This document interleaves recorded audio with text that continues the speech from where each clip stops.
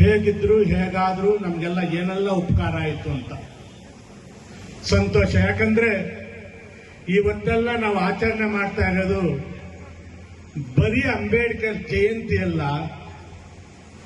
ಈ ದೇಶಕ್ಕೆ ಸಂವಿಧಾನವನ್ನು ಕೊಟ್ಟಂತ ಮಹಾಪುರುಷ, ಈ ದೇಶಕ್ಕೆ ಸಮಾನತೆ ಸಾರದಂತಹ ಮಹಾನ್ ವ್ಯಕ್ತಿ, ಬಡವರ ಆರಾಧ್ಯ ದೇವರಾದಂತಹ ಅಂಬೇಡ್ಕರ್ ಜಯಂತಿ ಇವತ್ತು. ನಮ್ಮ ಪಾಪ ಮುಖ್ಯ ಭಾಷಣಕಾರ ಚಿನ್ನಕೈವರು ಮಾತನಾಡಬೇಕಾಗಿತ್ತು, ಕೊನೆ ಕೊಡೋಣ ಅಂತ ನಾವು ತೀರ್ಮಾನ ಮಾಡಿದ್ವಿ. ಅವ್ರು ಇನ್ನಷ್ಟು ಅವರ ಜೀವನ ಚರಿತ್ರೆ ಬಗ್ಗೆ ತಿಳಿಸ್ತಾರೆ. ತಾವೆಲ್ಲ ನೋಡಿದ್ದೀರ, ತಮಗೆಲ್ಲ ವಿಚಾರಗಳು ಗೊತ್ತು.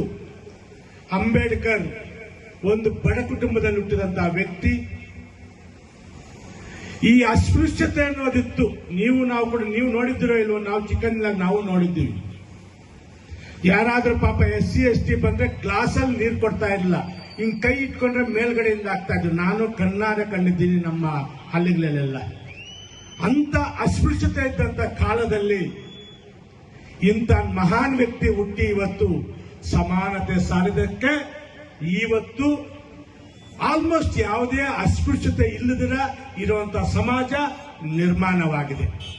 ಯಾಕಂದ್ರೆ